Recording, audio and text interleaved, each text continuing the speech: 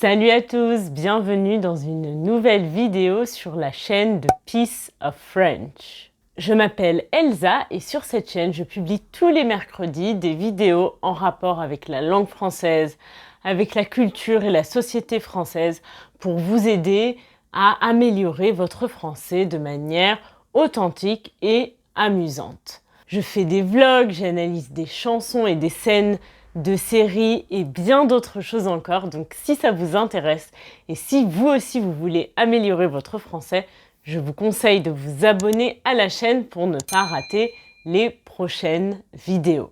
Aujourd'hui, on va parler d'un sujet très important qui fait toute la différence quand vous parlez en français. Je parle de la liaison. Quand on veut parler de manière plus fluide et avoir l'air d'un vrai français, il y a plein de choses, plein d'éléments qui entrent en compte, comme par exemple l'argot. J'ai fait plusieurs vidéos à ce sujet comme cette vidéo. Et un élément qui est très important, c'est la liaison. Alors qu'est-ce que c'est que la liaison? Comme vous le savez si vous avez vu cette vidéo ou cette vidéo, en français, beaucoup de mots terminent par une consonne finale muette, une consonne finale qui ne se prononce pas. Mais, dans certains cas, si le mot qui suit commence par une voyelle, on va faire ce qu'on appelle la liaison.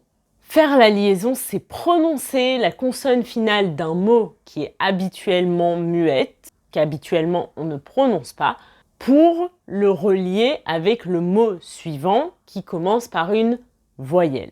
Un ami. Un, ça finit par la consonne finale muette N.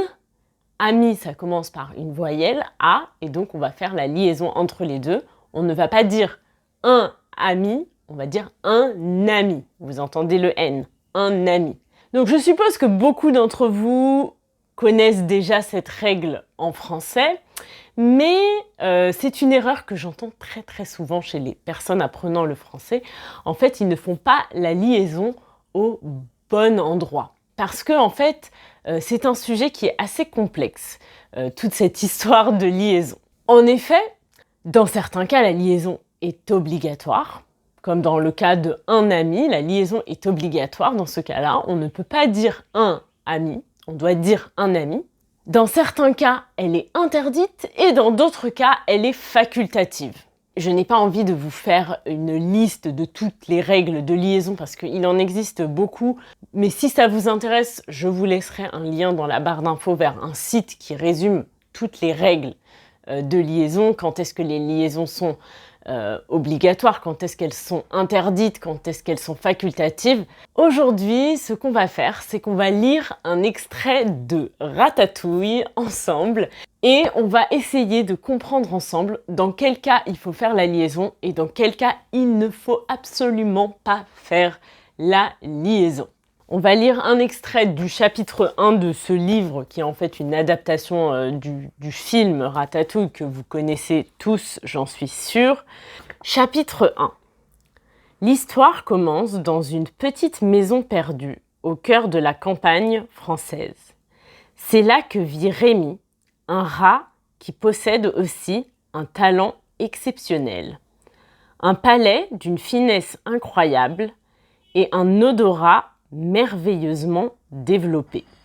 À partir de ce petit extrait, on peut déjà voir plusieurs règles liées à la liaison. Première liaison, dans une. L'histoire commence dans une petite maison. Ça, c'est une liaison qui est obligatoire. C'est une liaison entre une préposition et un déterminant. Donc, dans ce cas-là, on va toujours faire la liaison et on va dire dans une petite maison.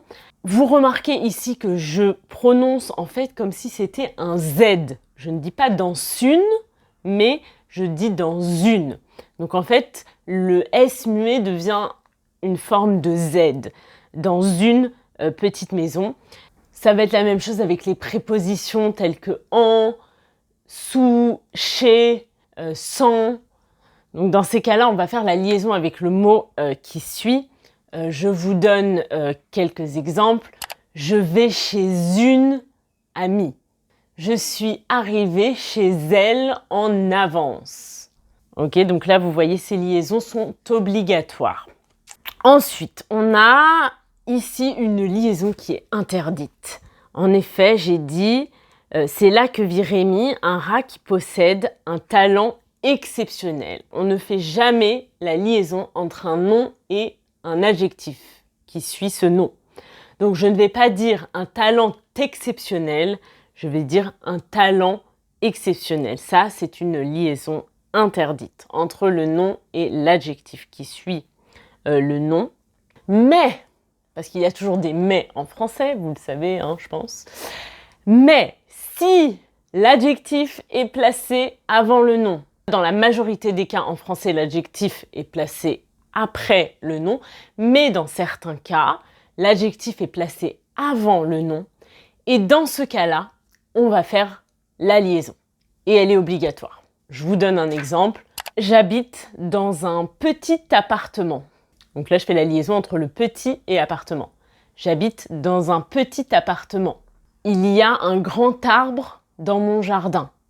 Un grand arbre. Alors là, vous pouvez entendre en fait que le D de grand, quand on fait la liaison, le D devient T. Grand arbre.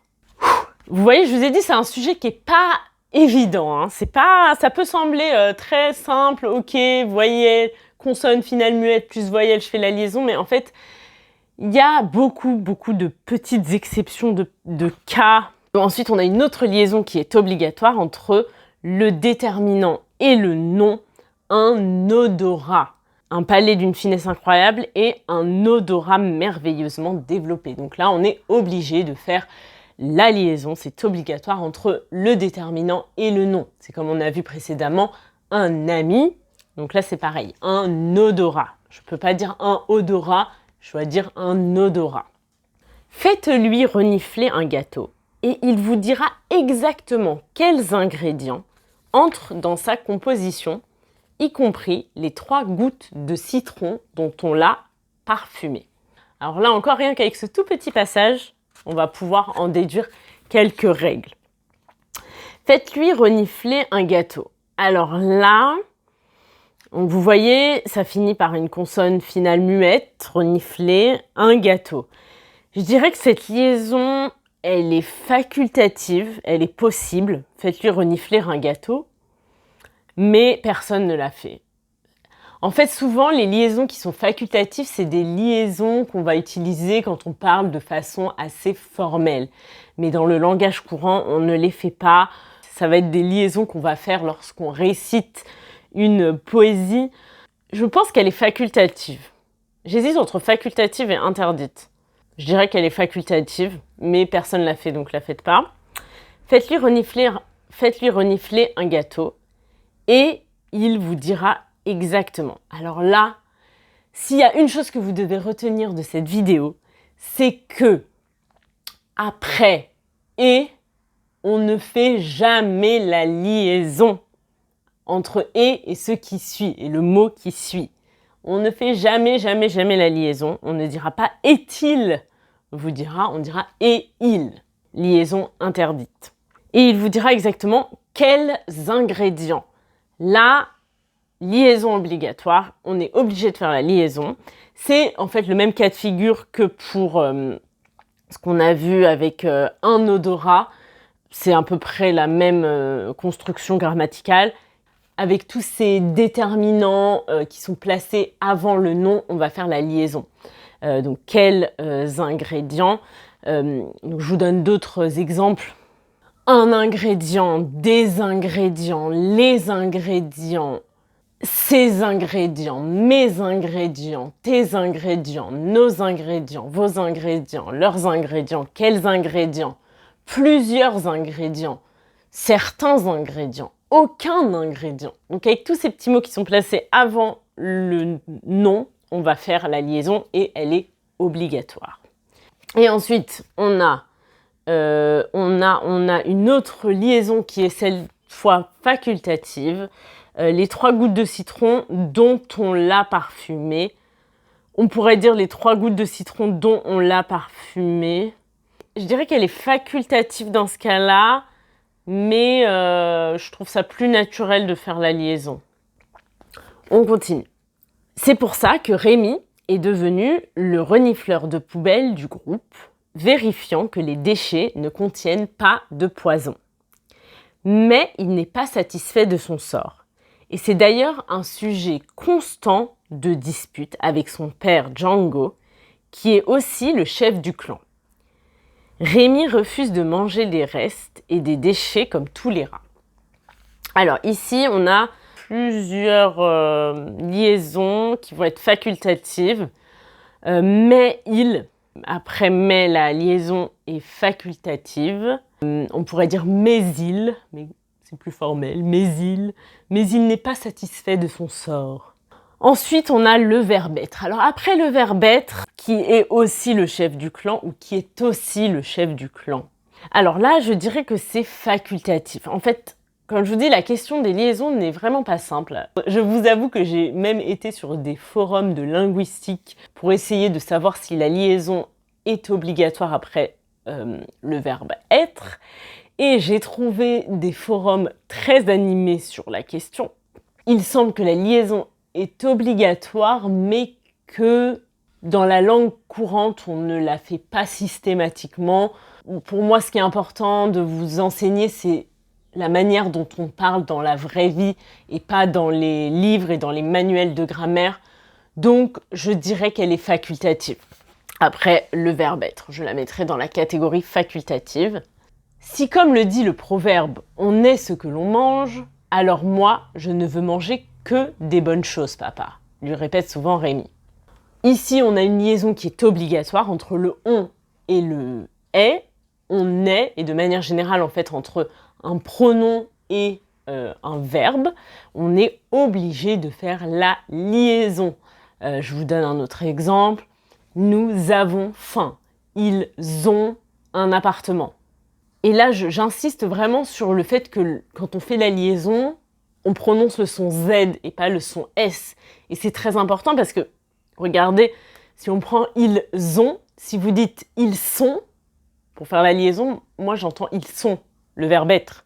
Donc c'est très important de bien prononcer le Z. La nourriture, c'est comme l'essence que l'on met dans les moteurs, rétorque Django. Si tu fais trop la fine bouche, ton moteur ne marchera plus. Maintenant, tais-toi et avale tes ordures.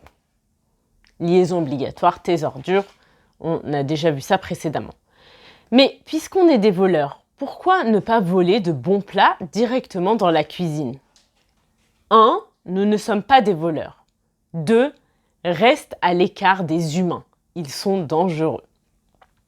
Donc là, on a une liaison obligatoire, on est des voleurs. Et dernière chose, c'est donc des humains. Vous voyez ici, humain, ça commence par un H. Et en français, il y a deux types de H. Il y a ce qu'on appelle le H muet et le H aspiré. Dans ce cas-là, c'est un H muet. C'est comme si, en fait, il y avait rien. C'est comme si c'était une voyelle. Et donc, dans ce cas-là, on va faire la liaison. Des humains, un hôpital, des horloges. Mais quand c'est un H aspiré, on ne fait pas la liaison. On va donc dire un héros et pas un héros. On dit un héros. Pareil, on va dire un haricot et pas un haricot. Un hibou et pas un hibou. Un hérisson et pas un hérisson. Un hérisson. Ce sont des H aspirés. On va s'arrêter là. Je pense qu'on a déjà vu pas mal de règles, rien qu'avec ce petit extrait. Comme je vous l'ai dit, je vous laisserai un lien vers toutes les règles si ça vous intéresse. Mais vraiment, mon conseil, c'est pas forcément d'apprendre toutes ces règles. C'est plus d'écouter un maximum de français. Et surtout, c'est quelque chose que je vous répète à chaque fois. Mais mon conseil, c'est toujours le même. Lire et écouter en même temps. Ça va vraiment vous permettre de voir quand est-ce qu'il faut faire la liaison et quand est-ce qu'il ne faut pas la faire. C'est tout pour cette vidéo, j'espère que ça vous a plu. N'hésitez pas à liker la vidéo si vous avez aimé cette vidéo et à vous abonner à la chaîne. Et je vous dis à mercredi prochain pour une nouvelle vidéo. Bye!